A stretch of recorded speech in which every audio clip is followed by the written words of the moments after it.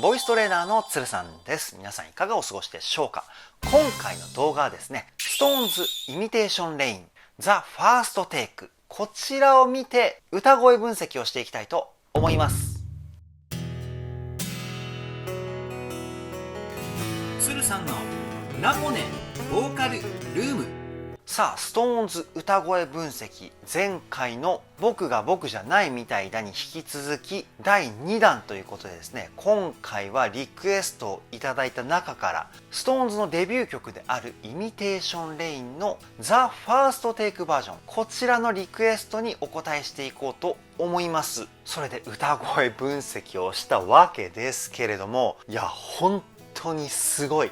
前回の僕が僕じゃないみたいだの分析の時ですら SixTONES の歌声すごいな、歌声の統率力すごいなとか思ったんですけれども、さらにものすごいことがですね発覚しました。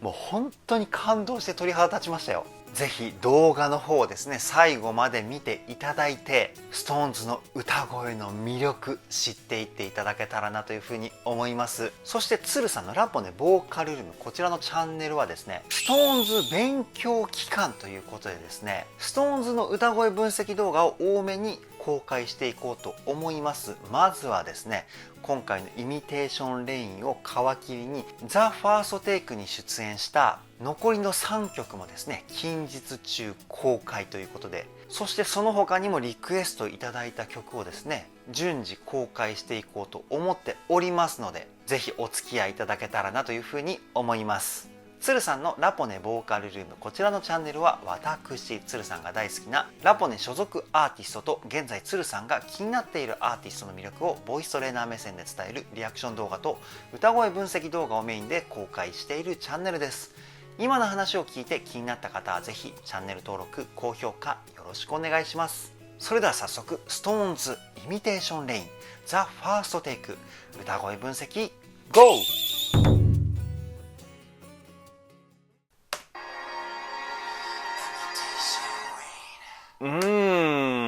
いい声ですよね。イミテーションレイン、こんな感じかな。歌的な視点で見るとこのフレーズウィスパーボイスという声を使ってます。声にですね息の音を混ぜるんですよね。ため息をしながら声を出すみたいな、そんな声の出し方なんですけど、すごくねこうささやいてる感じがかっこいいですよね。もう一回聞いてみましょう。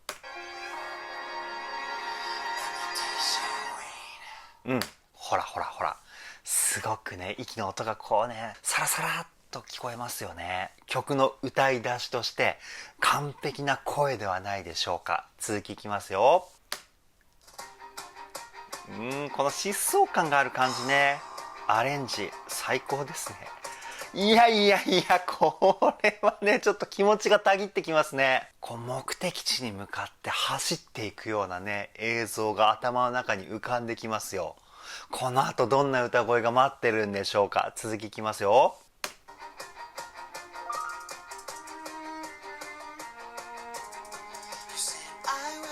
うわいい声。一回止めます。 You say I will be the sky、こんな感じの声の出し方かな。でこの声の出し方としてはですね先ほどと同じようにため息をしながら歌うみたいな感じの声の出し方なんですけど、プラス鼻の中に声を入れるイメージで歌う鼻腔共鳴という響きをですね使っています。鼻の中に声を入れることによって声質がとても綺麗になりますし、なおかつ優しい雰囲気が出てくるんですよね。もう一回聞いてみましょう。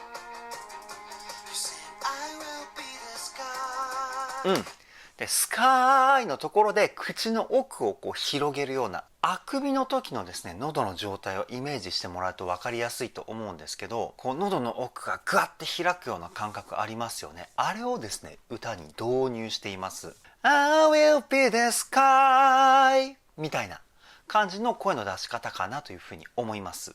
次いきますよ。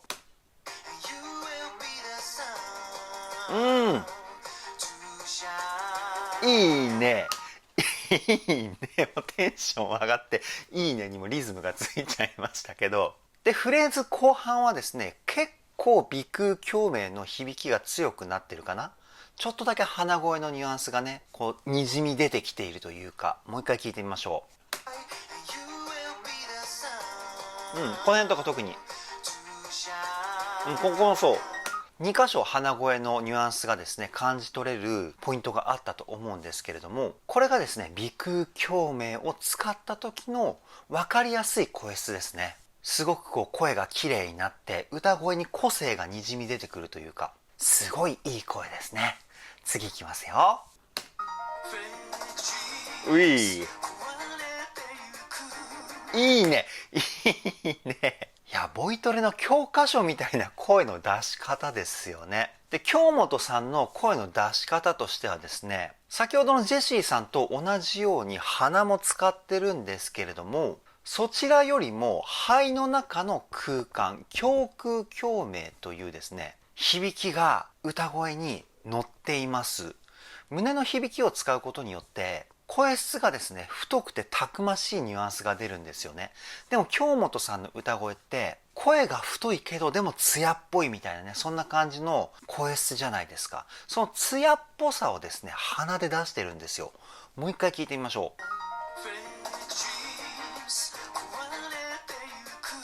う。いいね。でビブラートがねすごくかっこいいですよね。で前回のですね SixTONES の歌声分析動画の時に京本さんのビブラートね、その時も注目したんですけど、その時はものすごくこう深いビブラートだったんですよね。でビブラートには2種類あって、音程を上下させるタイプと横隔膜を揺らすタイプ、このね大きく分けると2パターンあって、前回はですね音程ビブラートだったんですけど、今回はですね横隔膜ビブラートを使ってます。2種類使い分けられるんですね。素晴らしい。もう一回聞いてみましょう。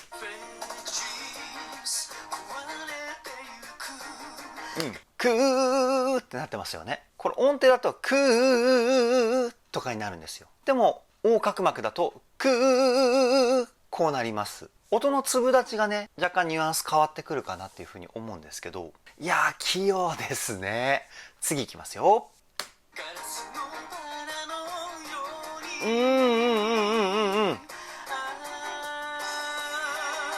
いいね。高い声になると鼻の響きが目立ってくるんですね。色っぽさがこう増幅してくるようなね雰囲気がたまらないですよね。もう一回聞いてみましょう。この辺とかここもそうですよね。みたいな感じの声質になってたと思うんですけど、京本さんパート始まりの頃よりも鼻にこう多く声を入れてるかなというふうに思います。次いきますよ。いいね。サビのメロディーがたまらないですよね。でこの曲 x ジャパンの YOSHIKI さん作曲ですよね。そう言われてみると YOSHIKI さんが作る曲っぽいなっていう感じがします。サビのメロディーの美しさだったり A メロの音の作り方とかね、YOSHIKI さん節がすごく出てるんじゃないかなっていうふうに思います。そしてやっぱり声の溶け込み感がすごいですよね、 SixTONES って。やっぱりメンバーそれぞれのベースとなる発声法がすごく SixTONES のメンバーって似てるんですよね。この辺の詳しい話はですね前回の僕が僕じゃないみたいだの歌声分析動画を見ていただきたいんですけど、やっぱりそのベースとなる声の出し方に近いものがあるからこそ、この全員で歌った時の一体感が出せてるんじゃないかなというふうに思います。もう一回聞いてみましょう。ほら、でここのポイントはですね、メインメロディーに対してメインメロディーよりも低い音でハモってる二声コーラスっていうハーモニーの作り方をしています。でやっぱり声の出し方が近いのでハモリもすごく綺麗なんですよね。SixTONES のメンバーは歌声のスペシャリストなんじゃないかなっていうふうに思います。本当に細かいところまで作り込んでますよね。次いきますよ。ほらほら、ごめんなさいね、ちょっと中途半端なところで止めてしまったかもしれないんですけど、この音程が上がった時の一瞬にしてこうパワーがガーンっていくアタック感すごくないですか？もう一回聞いてみますよ。そう、ここはこう優しくなって、次ほら最後のここの一番高い音のパワー感、ここから話す内容はですね、僕の推測なんですけど、ここから強くいくとか、ここは優しくとかね、全体で歌うところね、そういうところ、細かいところまで全部みんなでミーティングしてから歌ってるんじゃないかなって思います。すごくね、歌の流れが繊細なんですよね。やっぱり大人数で歌うところって誰かが強くなったりで誰かが弱くなったりで、誰かの声は明るいけど誰かの声は暗いみたいなね、そういうムラが出るのが当たり前だっていうふうに僕は思っていて、でも SixTONES の全員で歌ってる箇所のこの一糸乱れない統率力っていうかね、そこがねものすごいものだなっていうふうに思います。で、先ほども言った歌う前のねミーティングもそうなんですけれども、相当グループ練習しないとここまでの作品は作れないんじゃないかなっていうふうに思います。いやーすごいですね。続きいきますよ。うんうんうんうん。ほらほらほらほら。で、一番ピークの強いパワー感をキープしたまま、今流したところの終盤付近まではそれを継続させるんですよ。で、最後のワンフレーズだけ優しく歌ってるんですよね。これ全員が全員ですよ。これはすごいね。もう一回聞いてみましょう。ほら、ここはパワーキープ。ほら、ほら、ほら、ここ、ここ、ここ。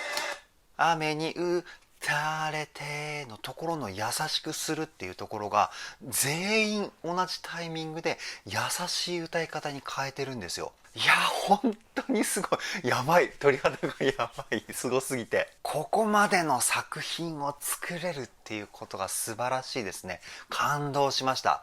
次いきますよ。あ、田中さんいいね、みんな入ってるね。あ、いいね。いやいや、テンション上がりますね。歌ってない姿でもね、かっこいいっていうの、これ SixTONES の魅力ですよね。いや、本当に素晴らしい。次いきますよ。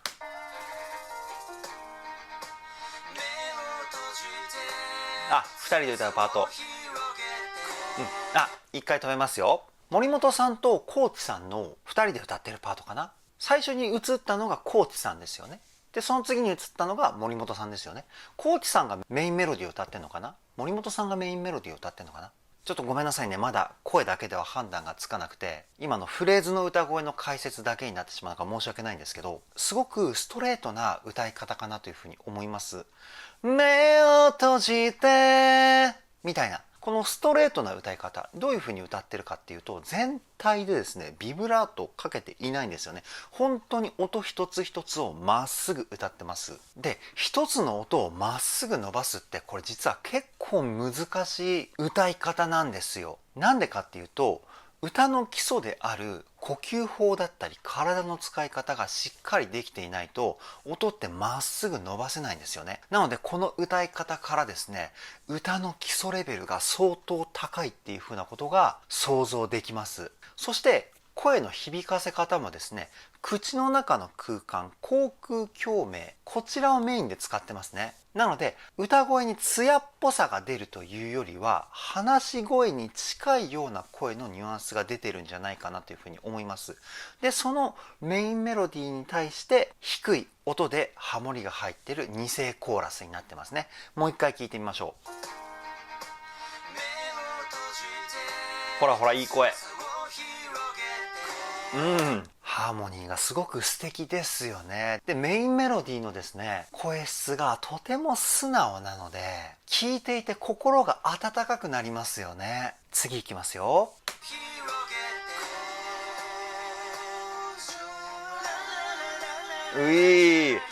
ここのね畳みかけるような感じのねフレーズの交差、テンション上がりますよね。ジェシーさんのね裏声から京本さんのラララララララ、こんな感じのフレーズかな。もう一回聞いてみましょ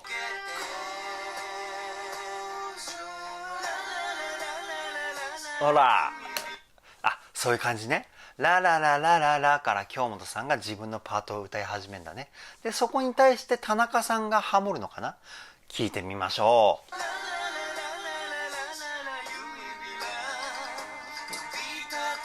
あ、なるほどね。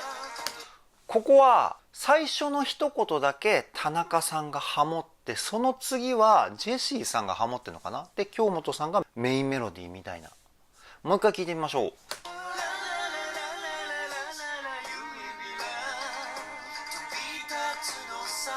ほらあ、違うね。メインメロディーがジェシーさんに変わってんのか。わあ、ここメンバーの入れ替わり激しいですね。スピード感があってね、すごく聞き応えがあるポイントかなというふうに思います。続きいきますよ。わわわわわ、聞きましたか皆さん聞きましたかこのハーモニー。ここはね、今までは二声ハーモニーっていう二人でハモってるハーモニーがメインだったんですけど、ここに来て三人でハモってるんです。メインメロディーをですね、高い音と低い音で挟み込むようなハーモニーの作り方です。いや、すごい音楽知識ですね。もう一回聞いてみましょう。ほらほらほらほら、うわー、いいね。いや、これでサビ入るんだ。やばいね。これ多分ザ・ファーストテイク限定アレンジですよね。いやー、いいね。僕実は昔コーラスグループでプロ活動をしていたことがあって、ハーモニーにはねちょっとねうるさかったりするんですけど、いや、ボリュームバランスもバッチリだし、声の雰囲気の合わせ方もね最高ですね。本当に素晴らしいハーモニー。次いきますよ。あ、ここでユニゾン。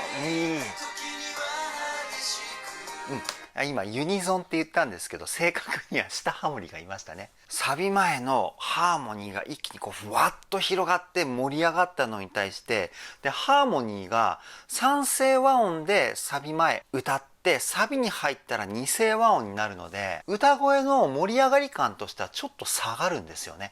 でもその下がった雰囲気がものすごく癖になりますよね。もう一回聞いてみましょう。サビ前の三声ハーモニーからいきますよ。うわ、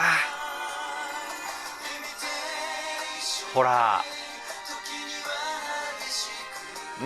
このちょっと盛り下がった雰囲気が逆にこう物悲しさを増幅させるというかね。現代音楽のサビってもうほとんどが多分盛り上がる感じで曲を作っていくっていう風な流れだと思うんですけど、そこに言ってしまえば逆行してるじゃないですか。サビでちょっと盛り下げるみたいなね。でもこの曲構成が最高なんですよ。そういうね、唯一無二みたいな雰囲気がですね、最高にかっこいいですね。じゃあ次いきますよ。いいね。そうそう、ここが好きだな。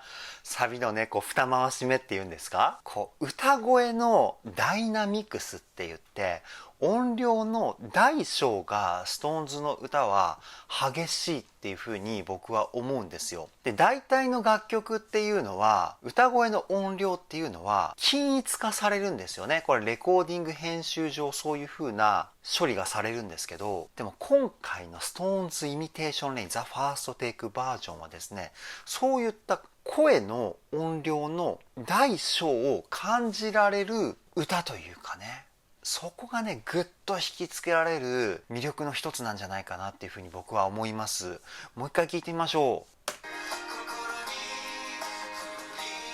そうそう、ここでこうスッと下がってダンダンみたいな、ラーラーラーみたいな、徐々にこうドンドンドンみたいな声量が上がっていく。これ最高にかっこいいですね。次いきますよ。ここもパワー感ここでキープ。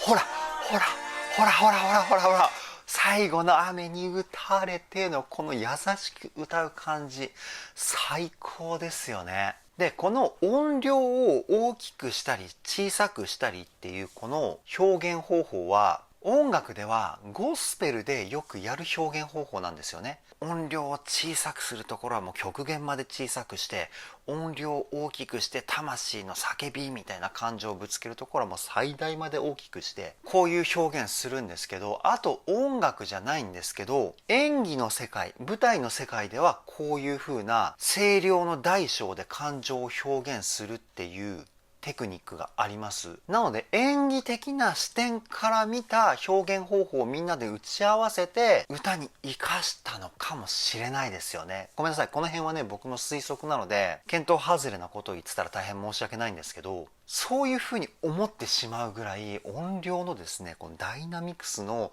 振り幅がねすごいんですよ。いやー最高ですね。もう一回聞いてみましょう。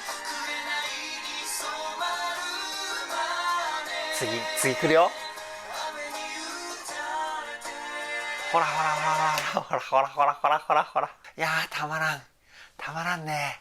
いや僕もねこちらのチャンネルでいろんなボーイズグループのですね歌声分析動画を公開してきましたけど、音量の大小をですねここまで表現してるグループはいなかったかなっていうふうに思います。グループ単位でこれができるってすごいことですから素晴らしいですね。次いきますよ。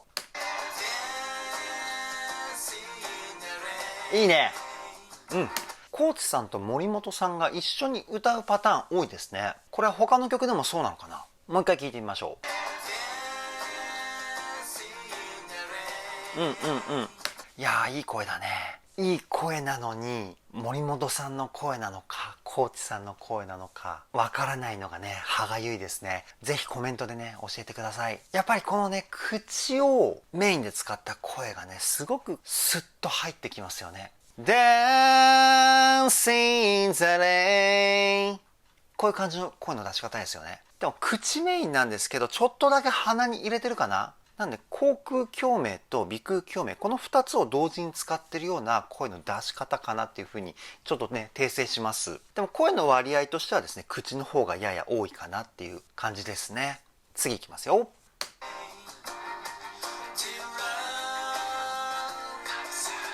おい、もうほぼ息、田中さんの声ほぼ息なんですけどすごくなんかハスキーなんだろうなっていう雰囲気が伝わってきますよね。字の声がね超かっこいい。もう一回聞いてみましょう。ほらライフ、 F の発音までねしっかりとしてますよね。そして目をつぶってね歌ってる姿がかっこいいですね。次いきますよ。あ、そういう感じ。発音がめちゃくちゃいいですね。で英語の発音がいいボーカリストっていうのはめちゃくちゃかっこいい歌が歌えるんですよ。なんでかっていうと英語の子音にですね秘密が実は隠されています。この子音っていうものが出れば出るほど声ってバックのサウンドに乗っていくんですよね。子音っていうのはスとかとかこういうあいうえおじゃない言葉ですね。家行だったら今のだし作業だったらすだし、この子音をですね強く出して歌うことによってかっこいい歌っていうのが生まれてきます。なので英語の発音を聞いてですね田中さんはめちゃくちゃかっこいい歌を歌うんだろうなっていうのが想像できますね。もう一回聞いてみましょう。ほら発音いい。細かい部分までねしっかり子音を発音しているから今のはねどちらかというとこう語りみたいな感じのパートだったと思うんですけどすっげえかっこいいですよね。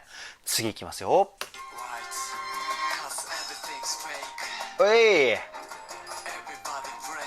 ほらやっぱりリズムが入ってきた時めちゃくちゃかっこいいじゃないですか。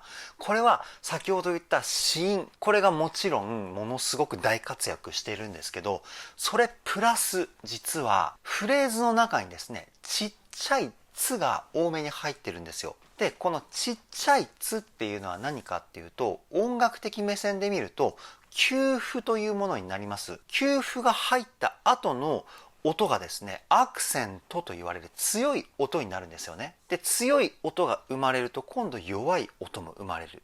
この強い音弱い音っていうのがフレーズ全体にあることによって歌にですね躍動感が生まれてきます。もう一回聞いてみましょう。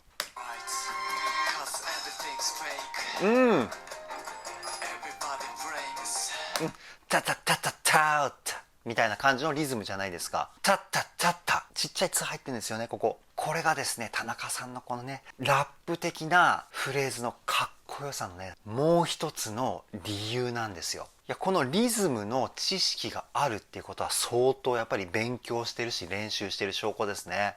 次いきますよ。ほらほら、今ごめんなさい、すぐ止めちゃって。今のところ聞きましたか皆さん。結構ね、分かりやすい感じでちっちゃい「つ」給付入ってたと思います。もう一回聞いてみましょう。ほらほらほら、ダッダッダーみたいなねっていう感じになってましたよね。これがですね、歌声の給付です。次いきますよ。いやー、いい。なるほどね。こっからこう畳みかけていくわけだ。畳みかける前の吐息みたいなね、表現方法めちゃくちゃかっこいいですね。で、息の音だけなのに音がちょっと高く感じましたよね。ここで喉をちょっと締めるんですよね。で、歌を歌う上で喉を締めたらいけないみたいなね感じのことを言ってる人多いんですけど、喉を締めなきゃ出せない表現方法っていうのももちろんあるんですよ。なので僕個人的にはですね、喉締めても全然 OK だと思います。ただ一曲フルで歌った時に喉を締めながら歌うと声が枯れるのも早いし、喉のスタミナもですねすぐに切れてしまうので、一曲フルで喉を締めて歌うことはおすすめはしません。ただポイントポイントでそういう表現をしたいっていう場合のみ喉締めても全然 OK だと思います。もう一回聞いてみましょう。ここ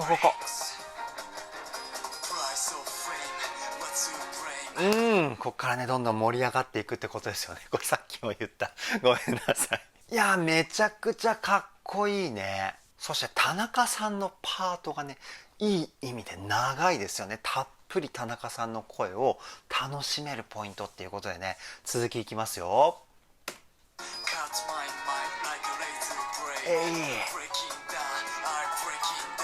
いいよいいよ。ほら、もうたっぷり聞けますよ。田中さん推しの方にはね、たまらないポイントなんじゃないでしょうか。もう一回聞いてみましょう。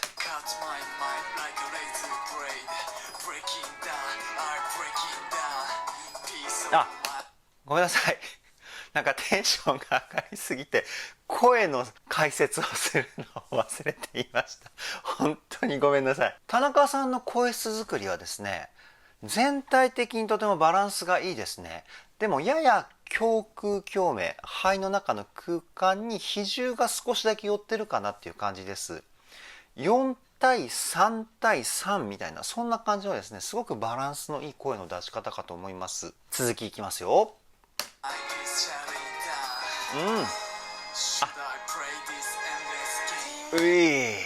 いや、リズム感が抜群ですね。声もすごくナチュラルだしね。そしてこっから落ちサビ、今ねジェシーさんの声が少し聞こえてきたのはサビのメロディーですよね。聞いていきましょう。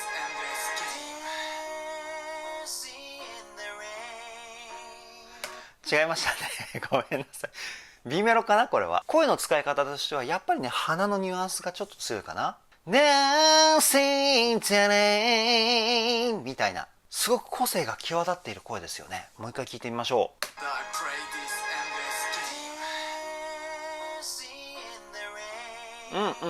最初ちょっとウィスパーか。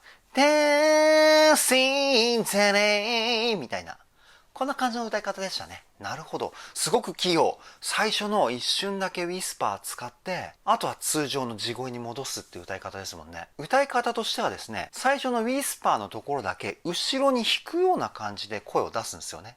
Dancing today みたいな。声を出す方向を変えてあげると、声質も変わります。後ろに弾けば優しい声になるし、前に出せば強い声になるし、今のジェシーさんのですね、歌い方はこうやって声を出す方向をポイントによって変えてましたね。すごい。続きいきますよ。ういうわ切ないねこの歌い方。夢を求めてこんな感じか。で今の高いところは胸腔共鳴に声を落としてるみたいなイメージで出してるんですよね。で高い声って本来鼻に入れた方が出しやすいんですよ。そのまま地声と裏声の中間の声って言われるミックスボイスに移行しやすいんですけど、ここで高い音域なのにあえて地声の質感を大事に歌ってるジェシーさんの器用さ、これやばいですね。もう一回聞いてみましょう。ほらほらほらほらほらほらほら、声の太さが高い音になっても落ちないんですよ。高い音域っていうのはある程度声質って細くなるっていうのがこれねもう声の本質なんですけど、でも音域結構上がったのに声の太さがキープされてるってことは高い音でもミックスボイスではなく地声を使ったっていうことなんですね。いやすごいですね。おそらく高い音域で切なさを表現したいから地声で歌ったんじゃないかな。ミックスボイスだと楽に高い声が出せる分さらっと歌っちゃうんですよね。地声だとこう感情を乗せやすいというか、多分そういうことで地声チョイスなんだと思います。次いきますよ。うい、ねえねえねえねえとか言って急にごめんなさい慣れ慣れしくなってしまいました。今の音量のダイナミクス聞きましたか皆さん。もう一回聞いてみましょう。ほらほらほらほらほらほら Keep dancing today みたいな、このぐらい音量がですね上下してるんですよね。いやこの音量差にですね引き込まれますね。すごく難しいことやってますよ京本さんは。いや日頃ね努力量が伺えますよね。多分ものすごい練習してると思います。次いきますよ。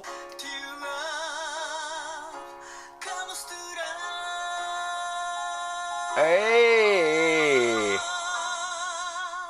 や長いね。息の量のコントロール力ですよね。で京本さんぐらい歌のレベルが高いとですね少ない息の量を吐きながら大きい声が出せるんですよ。これはどういう原理かっていうと、先ほどから胸腔共鳴とか口腔共鳴とか鼻腔共鳴とか言ってるじゃないですか。人間の体の中には空間っていうものがいくつもあります。でその空間をどれだけうまく響かせられるか、ここがまず大きい声を出すためのポイントになります。で音量っていうのは結局音の振動の増幅によって上がるので、体の中の空間を響かせれば響かせるほど声量って大きくなります。でも声の出口が狭いままだといくら響きを稼いでも声量として外には出ないので、声の出口である口を大きめに開けることによって大きい声量を外に出すことができます。なので京本さんはその辺の息の使い方のコントロール力だったり体を響かせる技術、そして歌の基礎力、この辺がですね恐ろしいほど高い次元にいるんだと僕は思います。もう一回聞いてみましょう。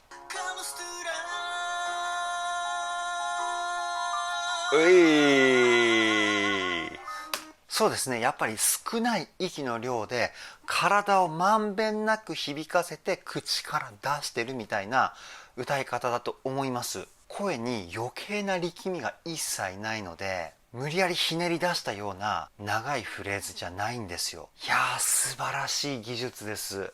次いきますよ。ほらいいごめんなさいね。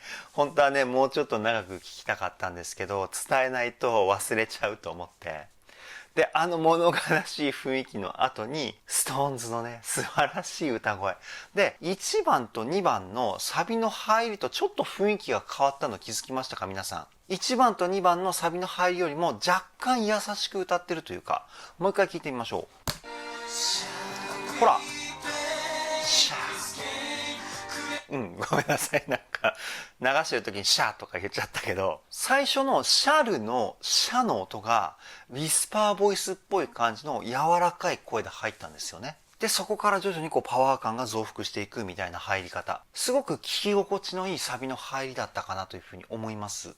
次いきますよ。いいねやっぱりサビの前半のパワー感もいいですけど、後半のこうね、徐々にこう優しくなっていくみたいな雰囲気がね、僕は大好きですね。次いきますよ。わあ、高い。ここは先ほどねちらっと出たミックスボイスという裏声と地声の中間の声を使ってます。めちゃくちゃ音高いですよね。これね、半分裏声半分地声みたいな声の割合で、声を出してる感覚としては裏声に近いかな。戻れない、これがミックスボイスですね。京本さんの方がもっと鼻の響きが強かったり、胸腔のキープ力が強かったりっていうところが、僕の声とね、京本さんの声に違いだとは思うんですけど、今僕が歌った声って半分ぐらいは裏声っていう感覚で出してるんですよ。おそらく京本さんもそういった感じで声出してると思います。もう一回聞いてみましょう。いい声。いい声ですよね。で、高い声も低い声も声質が変わらないんですよね。ここがね、僕ものすごい部分だなっていうふうに思って、で、声質って先ほども言ったように高い声は細くなるし、低い声は太くなりがちなんですよ。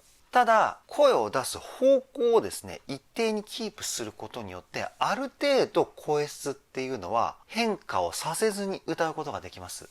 そういった部分のレベルもですね、京本さんはものすごい高いんですね。次いきますよ。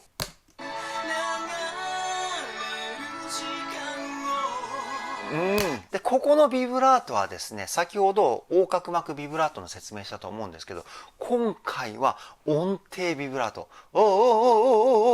使ってますよね。使い分けてるんですね。もう一回聞いてみましょう。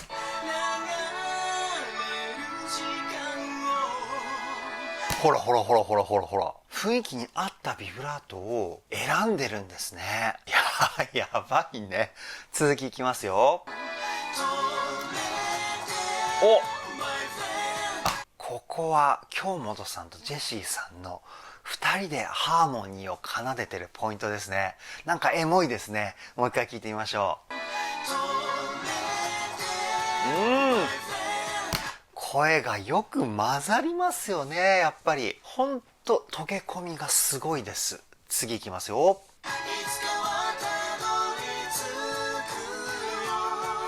ここは3声コーラスになってるんですね。でも先ほど説明した3声コーラスとは違って、メインメロディーと下のハモリがいて、そのさらに下にメインメロディーと同じメロディーを歌ってるパートがあるんですね。これで3声コーラスです。もう一回聞いてみましょう。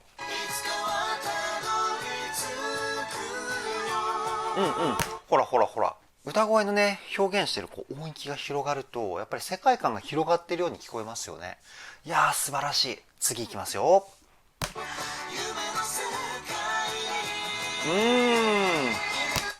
いやー、歌声とは関係ないんですけど、松村さんめちゃくちゃ爽やかですよね。前回の僕が僕じゃないみたいな歌い出しを歌っていたのが松村さんですよね。いや、めちゃくちゃ爽やか。次いきますよ。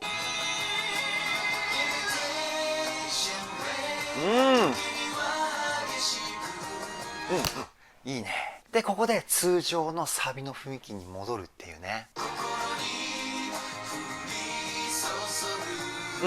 なるほどね。通常のサビと同じかと思いきや、京本さんがハモリに回ってんのかな。もう一回聞いてみましょう。ここは入ってない。でも下ハモリはいるんだね。下ハモリはいるんだ。この次からか、京本さんが上のハモリに回ってくるのが。いきますよ。ほら。降り注ぐのところ。これ多分京本さんの声ですよね。間違ってたらごめんなさい。ここも3声ハーモニーになってますね。次いきますよ。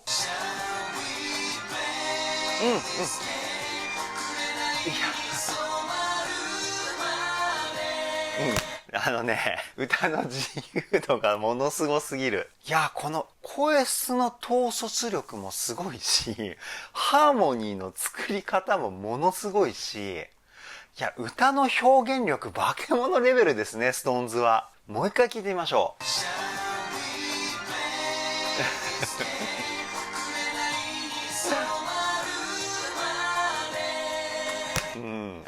すごすぎて笑っちゃいますね。これもコーラス専門にやってる人が作るようなコーラスなんですよ。いや、本当にすごいですね。次いきますよ。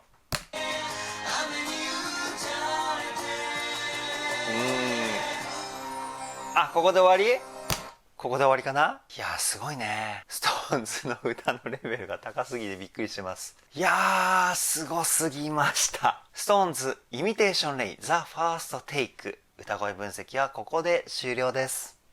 いやー、気合が入りすぎてね、ものすごい長編動画になってしまったかもしれないんですけど、おそらくね、僕の歌声分析動画の中でベスト3に入るぐらい夢中になって歌声分析をしてしまいました。本当に魅力がたくさんですね。本当にリクエストをしていただいたストタンの皆様、どうもありがとうございます。今回のイミテーションレインザ・ファーストテイクを皮切りにですね、残りの3曲のザ・ファーストテイクに出演したストーンズの歌声についても分析していこうかと思います。できれば今月中に残りの3曲の方も公開したいと思ってます。なんなら1週間以内にあと3曲ぐらい公開したいなっていうふうに思ってますので、ぜひ皆様また動画公開した日に遊びに来ていただけたらなというふうに思います。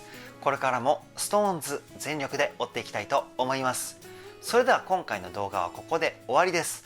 動画の内容気に入ってくださった方はチャンネル登録、高評価よろしくお願いします。ではでは、ボイストレーナーのつるさんでした。